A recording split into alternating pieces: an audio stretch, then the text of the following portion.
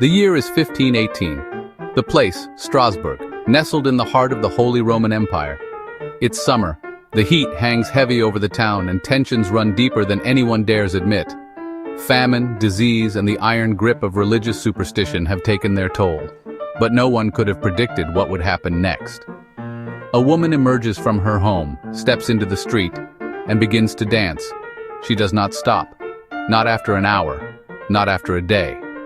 What begins as a strange moment quickly escalates into a mass event so bizarre, so inexplicable, it leaves modern science baffled to this day.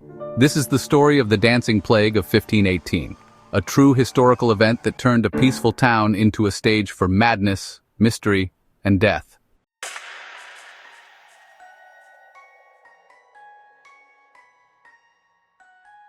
Welcome to Shadowland Files, where history bleeds into legend, and sometimes the truth is more terrifying than fiction.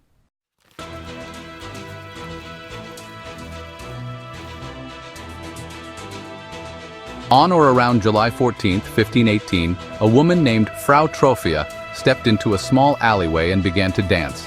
Not in joy, not in rhythm, but in a compulsive, uncontrollable frenzy. She danced alone, from sunup to sundown. Witnesses claimed she appeared distressed, her face contorted, her movements frantic. She didn't speak, she didn't smile, she couldn't stop. By the third day, people gathered to watch. Some mocked, others whispered about possession or punishment. Still, she danced. The authorities stepped in, not to stop her, but to observe.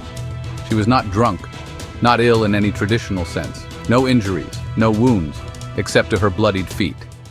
Then, others began to join.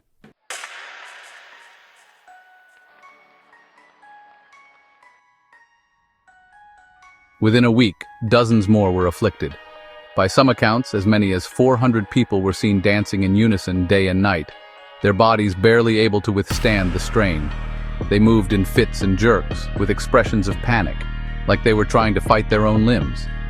They didn't sleep, they barely ate. Some passed out from exhaustion, only to rise again and keep moving. What made this so terrifying wasn't just the number of victims, but the fact that this wasn't the first time. Similar, smaller events had been recorded in Aachen, Germany in the 14th century. And in other parts of Europe, strange collective behaviors, animal mimicry, laughter epidemics, screaming trances had surfaced, then disappeared, but never like this, never this deadly.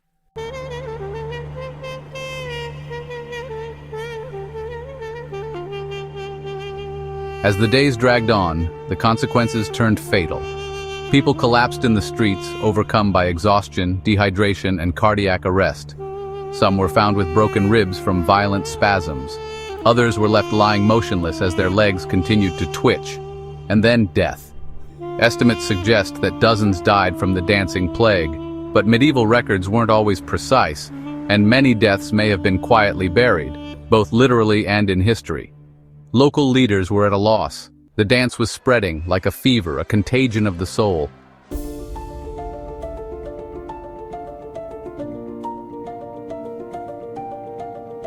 Physicians declared the cause to be hot blood.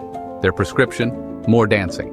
The city cleared out a grain hall, erected wooden stages, and brought in musicians. They thought they were helping, but instead, they created a theater of suffering. Victims danced harder, longer as drums and violins echoed through the town. Far from healing, the music seemed to fuel the madness.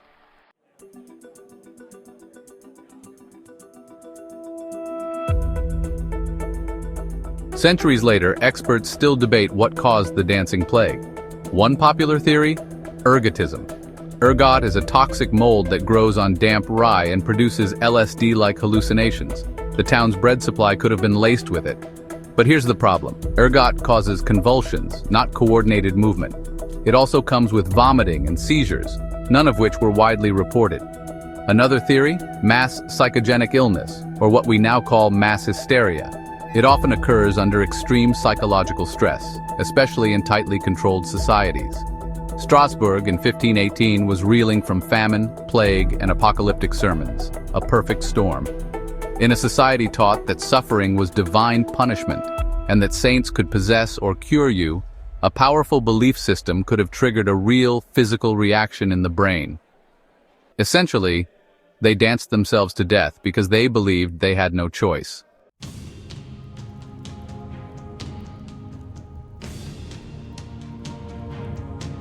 Locals believed the dancers had been cursed by Saint Vitus, patron saint of epilepsy and dance. To appease him, they built shrines, carried holy relics, and organized pilgrimages.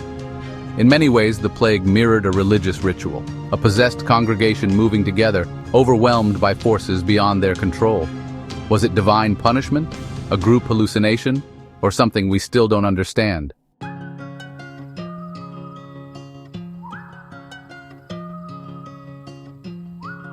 And just as mysteriously as it began, the dancing stopped. The music was silenced. The stages dismantled. The dead buried without fanfare. The authorities moved on, their records vague and incomplete.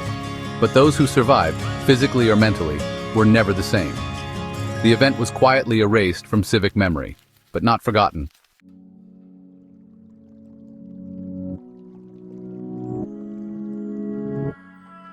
In a time before psychology, before neuroscience, before germ theory, one town danced itself into the pages of history, not as a celebration, but as a warning, a reminder that fear, belief, and trauma can manifest in ways the body cannot control and the mind cannot explain.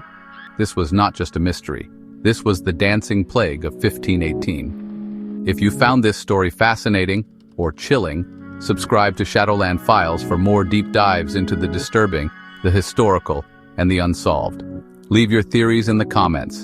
Until next time, stay curious, stay skeptical, and whatever you do, don't stop dancing.